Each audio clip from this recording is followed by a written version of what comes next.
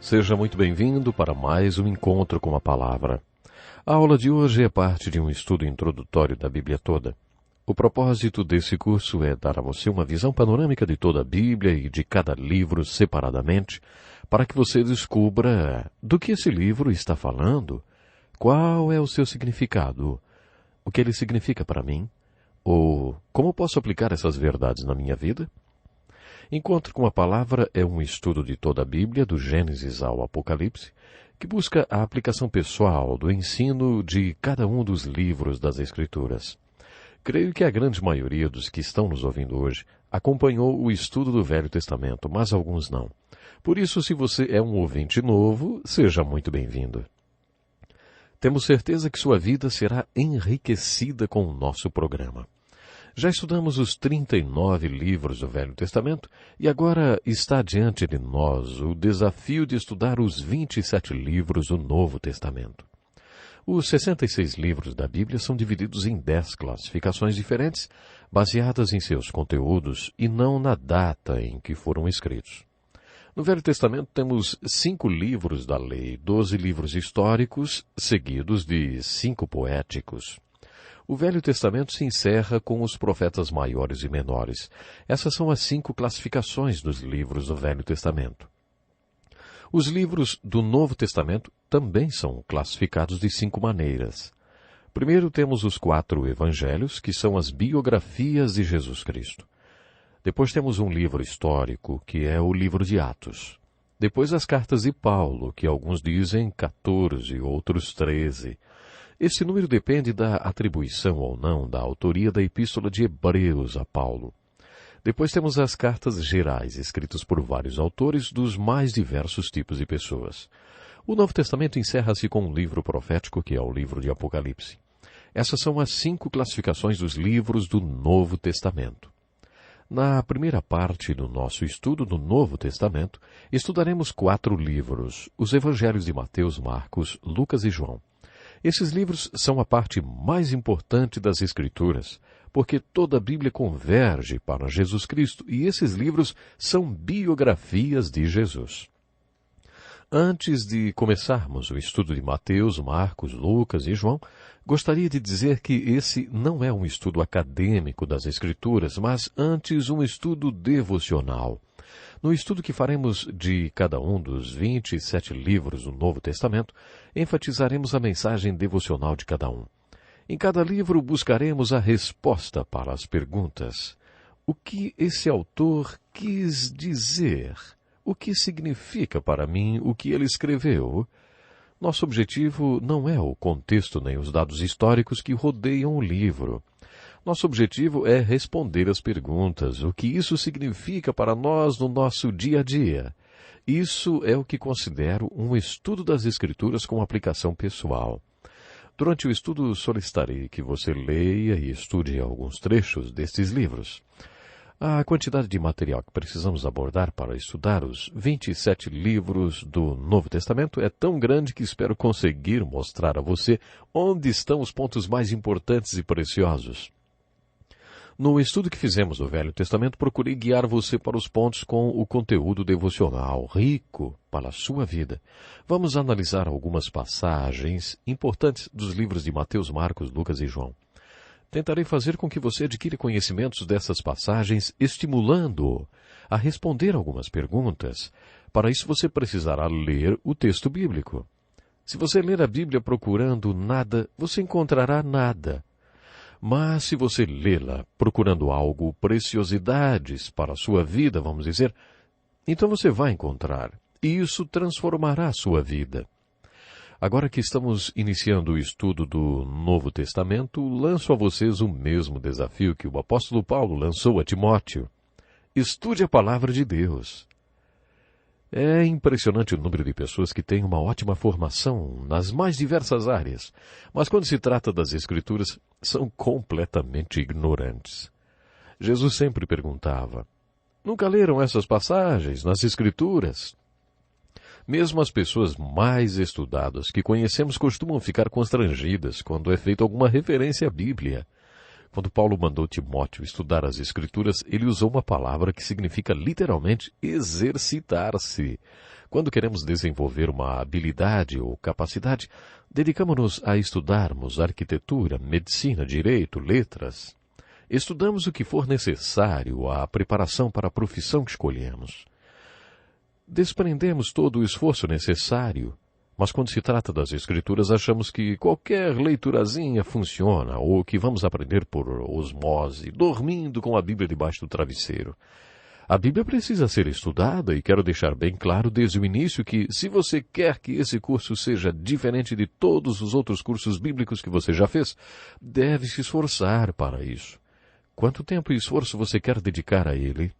E ler os textos que pedirmos para que você leia, e a apostila de estudo que também fornecemos a você, se você pedir. Aliás, gostaria de lembrá-lo que essa apostila é gratuita para todos que a solicitarem. Basta entrar em contato conosco. Além disso, leia os livros do Novo Testamento de maneira aplicada, pedindo a Deus que fale com você. Ouça esse programa com o objetivo de aprender para poder ensinar a outras pessoas o que você aprenderá. O apóstolo Paulo também escreveu na segunda carta a Timóteo, capítulo 2, versículo 2, as palavras que me ouviu dizer na presença de muitas testemunhas, confie-as a homens fiéis, que sejam também capazes de ensinar outros. A minha oração enquanto apresento esse estudo do Novo Testamento é que você aprenda com esse estudo da Bíblia e o transmita a outras pessoas. O que você ouvir, os ensinos que receber nesse curso da Bíblia, ensine a pessoas fiéis que também ensinarão a outros. Foi com essa visão e com esse propósito que o curso foi estruturado. Eu tenho essa inquietação no meu coração de ver o povo aprender a palavra de Deus e ver a palavra de Deus entrando no coração do povo. No livro de Romanos, capítulo 10, versículo 17, o apóstolo Paulo escreveu: a fé vem por se ouvir a mensagem, e a mensagem é ouvida mediante a palavra de Cristo. Como uma pessoa adquire fé? De acordo com Paulo, a fé vem de ouvir continuadamente a palavra de Deus. Quando o apóstolo Paulo escreveu isso, a maioria das pessoas não lia a palavra de Deus. Elas não tinham uma cópia da Bíblia como temos hoje. Paulo estava dizendo: se você estiver sempre ouvindo a palavra de Deus, o milagre da fé acontecerá no seu coração. Hoje podemos parafrasear as palavras de Paulo assim: a fé vem pelo ler a palavra de Deus. Enquanto você estiver lendo a palavra de Deus com esse desejo de obedecer e aplicar os seus ensinamentos, um milagre pode acontecer em sua vida. Pode ser a fé que você passará a ter enquanto lê as Escrituras. Minha oração é para que muitos de vocês se convertam a Jesus Cristo enquanto estudam o Novo Testamento comigo, e que, enquanto você estiver lendo os textos que vou indicar no silêncio da sua casa, você seja transformado. Antes de iniciar esse estudo, recebi o telefonema de um executivo. Ele já tinha feito esse curso comigo e tinha se convertido lendo sozinho os textos que eu havia lhe indicado, um autêntico recém-convertido. Jesus passou a ser a coisa mais importante na vida dele, bem como a salvação que ele estava vivendo e a missão que ele acreditava Jesus tinha lhe dado. Uma hora antes de eu começar esse programa, ele me ligou e disse: quero orar por telefone com você para que, entre os seus ouvintes, haja pessoas como eu, que se converterão com a leitura da palavra de Deus. Sabe, e essa é a minha oração sincera e também o meu objetivo. Que muitos de vocês cheguem à verdade e se convertam com a leitura das Escrituras. Vamos iniciar o estudo dos Evangelhos de Mateus, Marcos, Lucas e João, e precisamos entender que os Evangelhos são os livros mais importantes da Bíblia, porque Jesus Cristo é o personagem mais importante das Escrituras. E os Evangelhos são sua biografia santa e inspirada.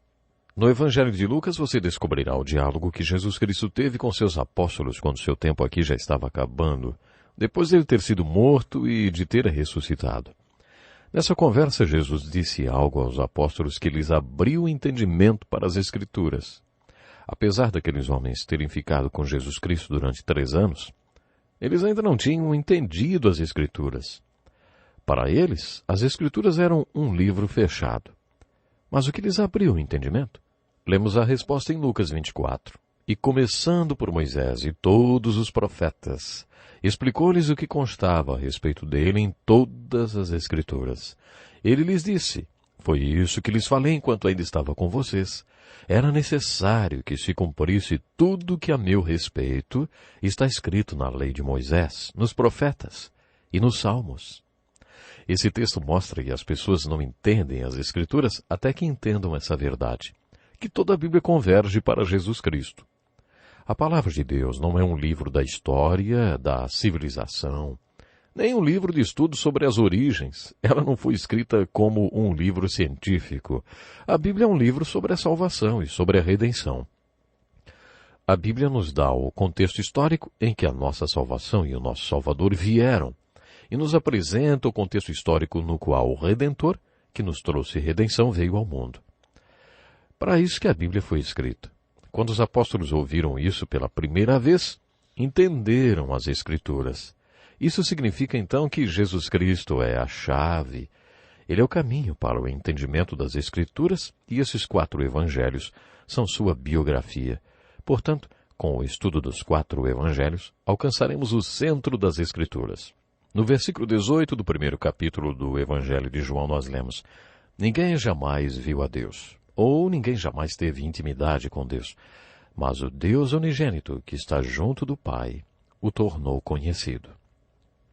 Essas palavras foram escritas em grego. Em grego existe a palavra exegese, cujo prefixo ex significa trazer à existência. Isso significa ler um versículo das Escrituras e trazer à tona tudo o que esse versículo poderia dizer, toda a verdade que pudesse estar contida nele.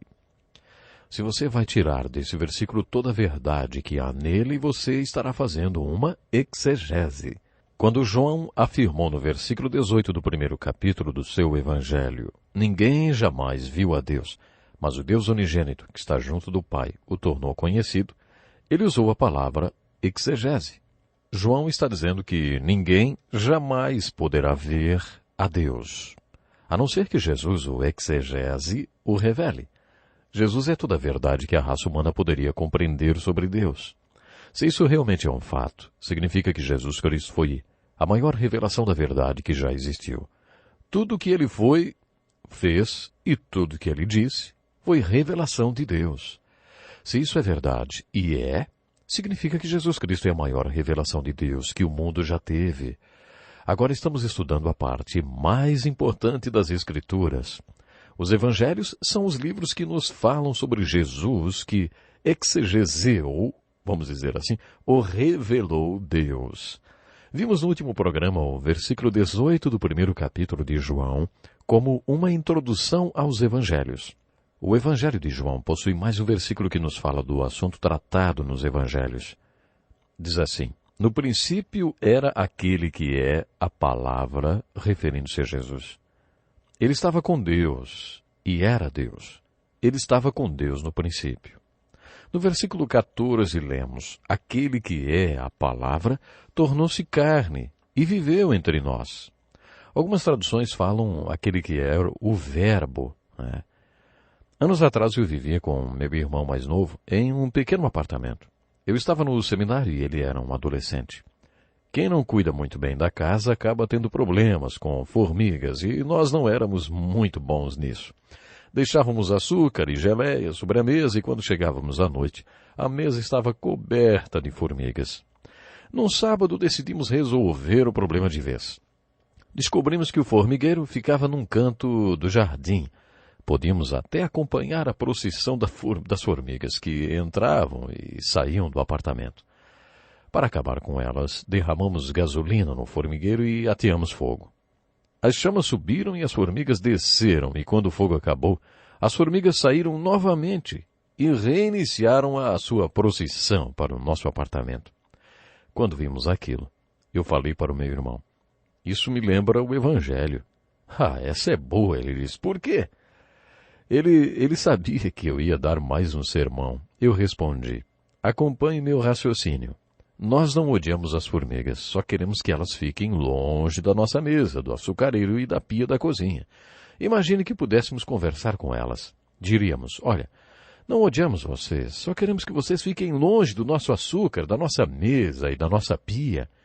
Deixamos um saco de 5 quilos de açúcar no jardim para vocês e vocês nos deixam em paz, ok? É claro que elas aceitariam. Só que somos gente, e elas formigas. E formigas não se comunicam com gente. Use sua imaginação. Imagine, então, que você se transformasse numa formiga e fosse para o formigueiro e dissesse: vocês podem achar que eu sou uma formiga, mas eu não sou, não. Sou um homem que vive naquela casa logo ali, ó, e tenho uma proposta a fazer.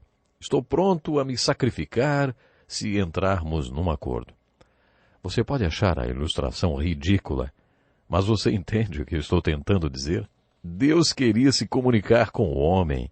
Ele queria fazer um acordo com o homem e estava pronto para sacrificar-se a fim de cumprir sua parte no acordo. É claro que o homem faria uma concessão muito grande se tivesse que se tornar uma formiga. As Escrituras afirmam que Deus tornou-se homem. Talvez fosse melhor imaginar um homem tornando-se uma barata, a fim de salvar as baratas. As Escrituras afirmam que a maior concessão já feita foi a encarnação, ou seja, a vinda de Deus em forma de carne. João cita essa encarnação quando diz: no princípio era aquele que é o Verbo ou a Palavra, e tornou-se carne. A palavra é o veículo de um pensamento. Quando tenho um pensamento que quero passar para você, eu uso a palavra. Deus queria se comunicar com o homem e precisava de uma palavra. Deus precisava de um veículo que transportasse o seu pensamento. E essa palavra, esse veículo foi Jesus. Tudo que Jesus fez e disse foi uma grande palavra de Deus para o mundo. Os evangelhos, que são as biografias de Jesus, mostrarão o que ele foi, o que ele fez e o que disse. Vou repetir para enfatizar. Nós estudaremos agora a parte mais importante da Bíblia, os evangelhos. Lemos no capítulo 5 de João que Jesus está numa discussão com os líderes religiosos. Eles ouviram Jesus declarar que não era apenas um homem, mas era Deus. Aquela foi uma declaração e tanto, e é claro, eles não acreditaram em Jesus. Eles queriam que Jesus provasse que era o que dizia ser. O 5º capítulo de João registra um diálogo muito interessante entre Jesus e os líderes religiosos daqueles dias. Jesus disse: vocês enviaram representantes a João e ele testemunhou da verdade. Não que eu busque testemunho humano, mas menciono isso para que vocês sejam salvos. Eu tenho um testemunho maior que o de João. A própria obra que o Pai me deu para concluir e que estou realizando testemunha que o Pai me enviou. São as Escrituras que testemunham a meu respeito. Contudo, não pensem que eu os acusarei perante o Pai. Quem os acusa é Moisés, em quem estão as suas esperanças. Se vocês crescem em Moisés, creriam em mim, pois ele escreveu a meu respeito. Jesus disse que se os líderes religiosos não acreditassem nele por causa das obras que ele fazia, que buscassem as evidências de que ele era realmente o Filho de Deus na própria Escritura. São as Escrituras que testemunham a meu respeito, ele disse. Esse é o versículo-chave de toda a Bíblia. De acordo com Jesus, você não recebe a vida eterna se especializando no estudo da Bíblia. São as Escrituras que testemunham a meu respeito. Jesus estava constantemente repetindo isso. Quando entendermos que a Bíblia toda converge para Jesus, entenderemos que os Evangelhos são os principais livros de toda a Bíblia, porque os 4 livros nos falam sobre Jesus. Estamos iniciando o estudo do Novo Testamento analisando os Evangelhos, mas, antes de continuarmos, quero falar sobre o contexto histórico dessa época. Você está lembrado que, quando iniciamos o estudo do Velho Testamento, eu disse que as Escrituras lidam com um problema básico. No início, o homem andava com Deus. Eles andavam juntos e eram um. No 3º capítulo de Gênesis, lemos que Deus criou o homem com livre escolha, diferente de todos os outros animais. O homem usou e ainda usa dessa liberdade de escolha para se afastar de Deus e de tudo que Deus preparou para ele, e a isso Deus chama de pecado. A Bíblia afirma que Deus não pode ver o pecado e por isso ele se afasta do homem. É aí que ocorre o divórcio, a separação entre Deus e o homem. Esse é o problema básico, tratado tanto no Velho como no Novo Testamento. A mensagem de Deus ao homem no Velho Testamento pode ser resumida assim: creia em mim quando eu digo que farei alguma coisa a respeito dessa separação. Virei ao mundo e farei o que tem que ser feito para que eu me reconcilie com minhas criaturas. Creia em mim quando eu digo que farei isso. No Velho Testamento ouvimos pessoas como Jó, no meio de todo aquele sofrimento, fazer declarações do tipo: como eu gostaria que houvesse alguém que me unisse a Deus. Não consigo entender por que Deus permite todo esse sofrimento. Tenho tantas dúvidas, não consigo entender Deus. Gostaria que houvesse alguém que servisse de intermediário entre mim e Deus.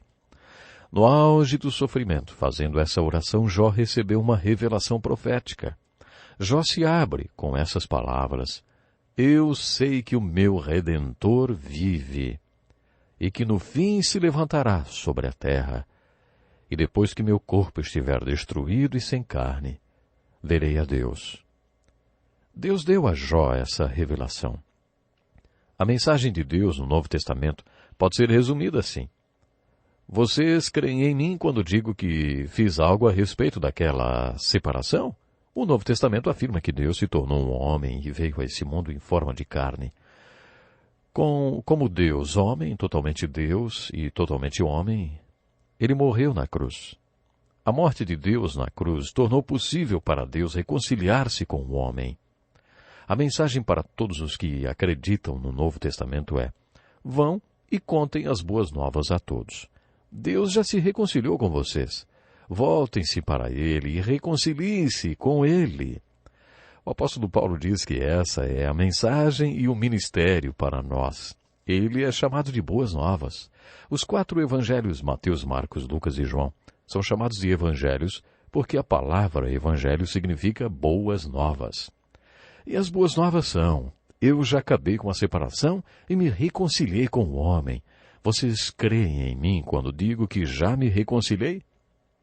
Em todo o Velho Testamento ouvimos os profetas e pessoas como Jó declararem: eu sei que isso vai acontecer.